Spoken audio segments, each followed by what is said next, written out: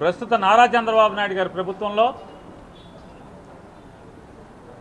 రాష్ట్ర ప్రజల్ని దోచుకునేటువంటి అన్ని వ్యవస్థలు చంద్రబాబు నాయుడు గారి వెనకాల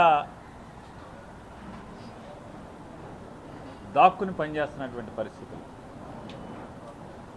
చంద్రబాబుని ముందు పెడతారు, చంద్రబాబు బొమ్మను ముందు పెడతారు, చంద్రబాబు వెనకాల ఆయన నీడలో చేరి రాష్ట్రంలో ఉన్నటువంటి ప్రతి వర్గాన్ని దోపిడీ చేసేటువంటి ప్రతి వర్గం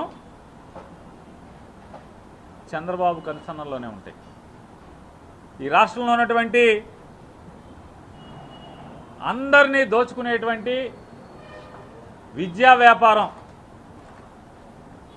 వారు వీరు లేదు, ఆ కులం లేదు, ఈ మతం లేదు, అంటే వావి వరుసలు ఉండవు, కులం గోత్రం ఉండదు, మతం అడ్డు ఉండదు. ఏ మతముడైనా వాళ్ళకి ఒకటే, దోచుకోవటమే పని.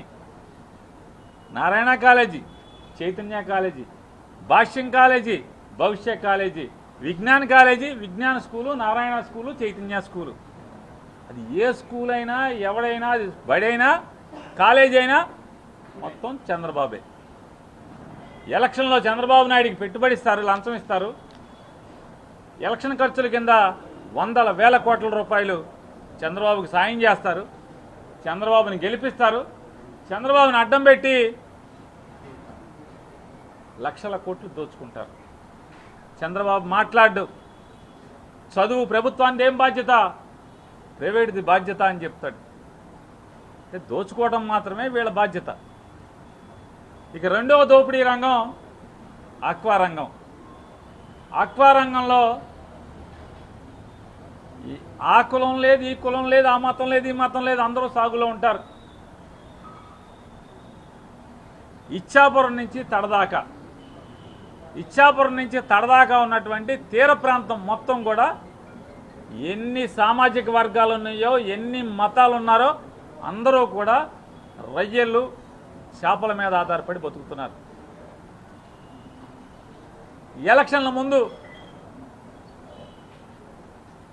అవంతి, సంధ్య, దేవి, ఆ చెమ్మచెక్క, ఈ చెమ్మచెక్క అన్ని కంపెనీలు చంద్రబాబుకి సందాలు ఇస్తారు. వారు వీరు లేదు. ఇక వాళ్ళు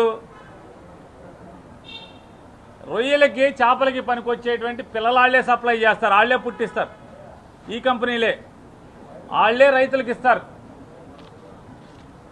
పిల్లలకి నులి మేత వేసేటువంటి మేత వాళ్ళే తయారు చేస్తారు.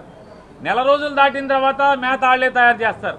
2 నెలలు దాటిన తర్వాత వాళ్ళే తయారు చేస్తారు. 4 నెలలు దాటిన తర్వాత మేత వాళ్ళే తయారు చేస్తారు. మధ్యలో రోగం వస్తే రోగానికి మందు వాళ్ళే తయారు చేస్తారు. అలాగే వీడు పట్టుకొని దాన్ని అమ్మాలంటే వాళ్ళే కొంటారు. మళ్ళీ అమెరికాకి పంపాలన్నా వాళ్ళే పంపుతారు. మళ్ళీ అమెరికాలో కొనాలన్నా వాళ్ళే కొంటారు. అమెరికాలోంచి కొట్లుకి వేయాలన్నా వాళ్ళే వేస్తారు. మొత్తం చంద్రబాబు బ్యాచే.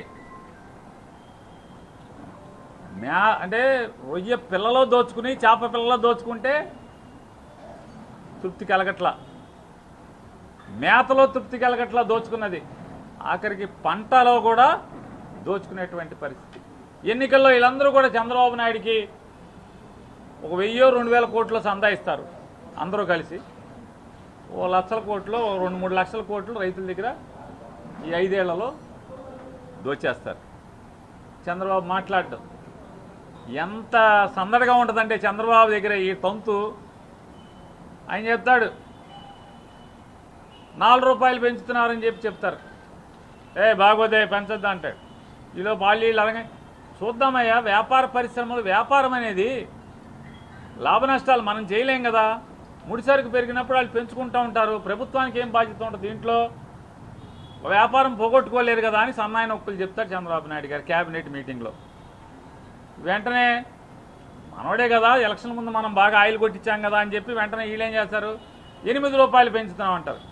వెంటనే వ్యవసాయ శాఖ మంత్రి పెంచబాకండి అంటాడు. అసలు ఈ లెక్క చేసేవాడు ఎవడన్నా ఉన్నాడా? వీడు 8 పెంచుతామంటే ఆగమంటే వాళ్ళు 10 పెంచారు, ఆగమన్నాడని. ఏదో సినిమాలో మామూలుగా కొట్టబాకంటే కొడుతుంటాడు వీడు. అది నువ్వు అనబాకరా, రేపు వదిలేరా నన్ను, నువ్వు కొట్టబాకంటే ఆడికి మరీ కొడుతున్నాడు, ఇక ఆగరా బాబు అని చెప్పాను. అట్లా ఈడ మామూలుగా ఈ మంత్రులందరూ కూడా పెంచబాకంటే ఇటు పెంచేస్తున్నారు, ఇంకా రూపాయి పెంచేస్తున్నారు. చంద్రబాబు నాయుడు వచ్చాడు, 4 రూపాయలు తగ్గించండి అంటాడు, ఇటు 2 రూపాయలు తగ్గించా ఉంటాడు. ఇన్వాయిస్ మీద 10 రూపాయలు పెంచుతాడు, చంద్రబాబు 4 రూపాయలు తగ్గించమంటే ఇన్వాయిస్ మీద 2 రూపాయలు తగ్గిస్తాడు. ఇన్వాయిస్ మీద 10 పెంచాడు, చంద్రబాబు 4 తగ్గించండి అంటే ఇన్వాయిస్ మీద 2 తగ్గిస్తాడు. ఇక్కడ చూడండి, తోక తలనాడించాలా, తల తోకనాడించాలా? ఇవాళ ఉన్నటువంటి నారా చంద్రబాబు నాయుడు ప్రభుత్వంలో తోక తలనాడిస్తున్నాయి.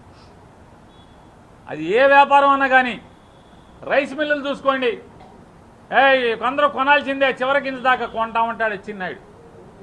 చివరి కింద కాదు, అసలు మొదటి కిందే కొంటలేదురా బాబు అంటే ఇలా మళ్ళీ దొరకడాడు, ఫోన్ ఎత్తాడు. ఆ మంత్రి గారు ఫోన్ ఎత్తాడు, దొరకడు. సివిల్ సప్లైస్ మినిస్టర్ గారు ఉంటాడు, ప్రతి గింజ కొనాల్సిందే మేము కొంటామంటాడు ఆయన. అతను కనపడ్డు, ఇతను కనపడ్డు. మిల్లర్లు దోచుకుంటారు. ఎందుకు దోచుకుంటున్నారు? సీజ్ ద షిప్ అంటారు.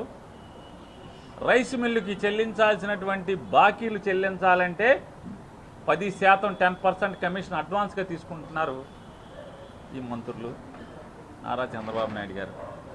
మిల్లర్లకి బిల్లులు, రైస్ ఆడిచ్చి అప్పచెప్పినటువంటి సీఎంఆర్ ఆడిచ్చిన ఖర్చులు 10% తీసుకుంటున్నారు. అంటే అంతా ఈళ్ళు వాళ్ళు కలిసి జనాన్ని దోచుకునేటువంటి పరిస్థితులు.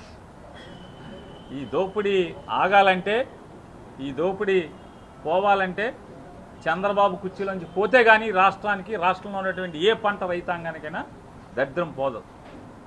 దానికోసం ఇంకా 3 ఏళ్ళు సావలేం కాబట్టి జగన్మోహన్ రెడ్డి గారిని, అయ్యా పరిస్థితి ఇట్లా ఉందంటే రేపు 15వ తారీఖు వస్తున్నాడు ఆయన. రొయ్యల మేతలు, చేపల మేతలు ఎవరైతే దోచుకుంటున్నారో, సోయా తగ్గితే ఈ రేటు తగ్గదు, సోయా పెరిగితే ఈ రేటు పెరుగుతూ ఉంటుంది. మళ్ళీ రేపు సోయా తగ్గుద్ది, ఈ రేటు పడదు. ఇటువంటి చంద్రబాబు నాయుడు చేస్తున్నటువంటి తప్పుడు వ్యవహారాలు, తప్పుడు వ్యాపారం, తప్పుడు పరిపాలనని తుదముట్టించటానికి, రైతుల తరపున ప్రభుత్వాన్ని కాలర పట్టుకుని నిలదీయటానికి జగన్మోహన్ రెడ్డి గారు రేపు రాబోతున్నారు. కాబట్టి ఎవరైతే ఈ సంక్షోభాన్ని ఎదుర్కోలేక కడుపు కాలి మేత బస్తాలని తగలబెట్టినటువంటి రైతాంగం ఎవరైతే ఉన్నారో, కడుపు కాలినటువంటి రైతాంగం అందరినీ కూడా ఆ రోజున జగన్మోహన్ రెడ్డి గారి దగ్గరికి వచ్చి మీ సమస్యల్ని చెప్పమని చెప్పని మీ అందరినీ కూడా తెలియజేస్తున్నాం మీకు.